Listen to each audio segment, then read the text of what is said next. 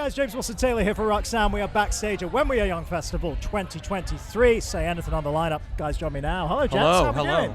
Hello. Hello. Hello. Hello. Good to see you guys. Let's start with the obvious festival-led question, shall we? That's an unbelievable lineup out there. That's a crowd who are so up for it today. This has got to be a fun one to be a part of, right? This is exciting. Of course. I mean, they obviously curated the festival to orient towards that, to orient towards people who are enthusiastic. Absolutely. All want to go see kind of like all the bands. Yeah.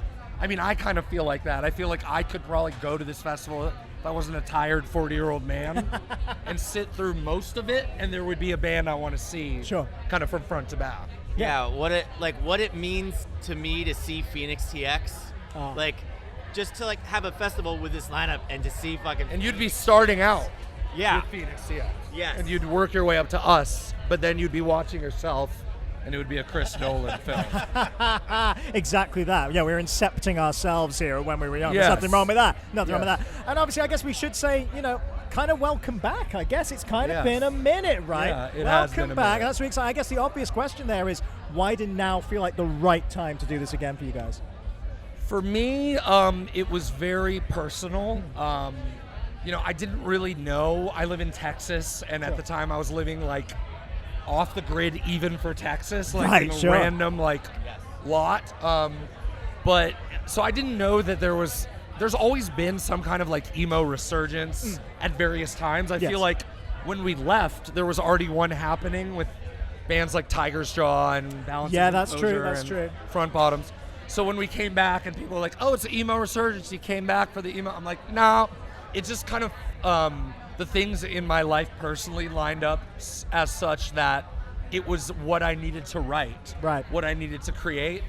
And then I was lucky enough that these guys were up for it. Amazing. And that the world, I guess, it makes sense only in that, like, I've been saying, if you watch like The Wedding Singer, when we were whatever age and that came out, it was enough space from that culture that there was like, you know what I mean, a resurgence. So it's been that amount of time since our first record, which is nuts. That's disgusting. Don't make me feel old like that. So That's sorry. really horrible. I'm sorry to break it to you. God, dude. Oh 20. my God. I mean, the band's formed in 2000, so yeah. There we go. Well, Yes. I mean, I'm glad that it sounds so natural for you guys. That's where, that's what you want. I say that for a couple of people actually who've been doing the kind of first show in a minute here. Yeah. I think it's the same as yourself there. It's like they wouldn't do it if it didn't feel right for them. Do you know what I mean? Like, if movements are what they are, you want to do something that actually feels right for what you guys are doing. It's oddly enough, it's one of the more natural feeling things, sadly, because I'm like a child actor who was doing this when I was like 18. You were very young too. Yeah. We were both really young.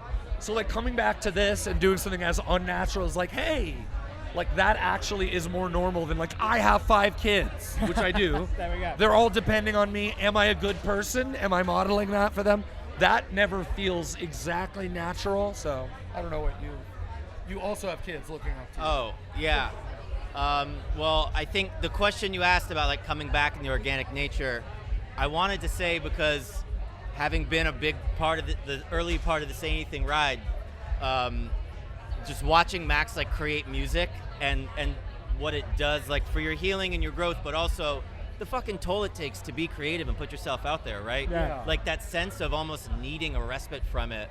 It almost seems like coming back to it, I sense Born Again, like lyrical shit, but like there's even for me, like coming back to it with context is so much, it's really powerful. Yeah. It's really fucking powerful. That's awesome. I'm sure it's the case for I'm sure it's like that for any of these other people too. It's just natural. Like you meet electricians who've been doing the same thing for 20 years, and it's like, take a break, write a novel. For me, I like wrote comic books, and then I came back to this, and the novelty comes back. Yeah, sure. But also to the point where I think I don't need another break, because now I can compartmentalize it. No, for sure. Yeah, no, it's growth and it's change, and it's just nice to see you guys have a positive outlook. And so long may it continue. Obviously, the album's coming, and we're very, very excited about it. No, it's good to have you guys kind of back in there. Couple of quick questions I've been asking everybody here today that I want to get your take on. So first up, as we said, stacked lineup on this thing. Yeah. Who's the dream collab out of this lineup, man? Who would you love to do a song with out of someone who's here today? Wow. Well, I mean, Green Day was my first record, or one of probably two my first two CDs. I could say record to sound cool, but they were CDs. Yeah. Possibly tapes. So Billy Joe would be fun. But honestly, Saves the Day is playing, and they're still one of my favorite bands ever. So I have already collaborated quite a bit with them.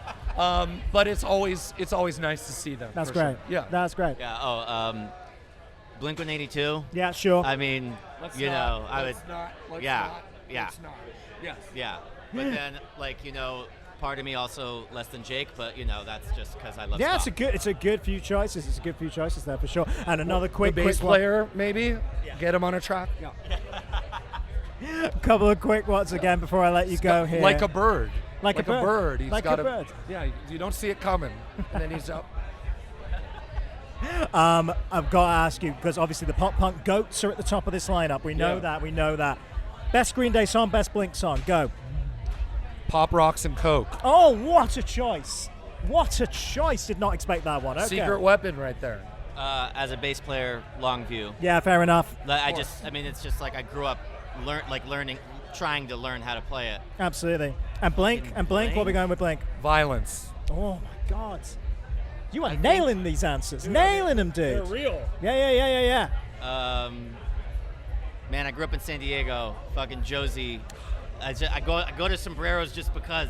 Yeah. Yeah, All man. the fucking time. I had it the last time I was there, and I was a little disappointed by Sombreros. I'm not gonna lie. Yeah, things change. Things changed. Yeah. I missed the first wave of Sombrero. Whatever he was eating was not what I was eating. Yeah, that changed. Yeah. Changed Oh, up. Honorable mention the dump weed, though. Yeah, of course. Honorable mention the dump Fuck weed. There's yeah. no wrong answers, man. There's no wrong answers with this one. You cannot pick a wrong song. They're really not. It makes a lot of sense. Guys, I'm going to let you go, but really nice to catch up. Best of luck with the album and everything, all right? I'm sure we'll get into that later on as well.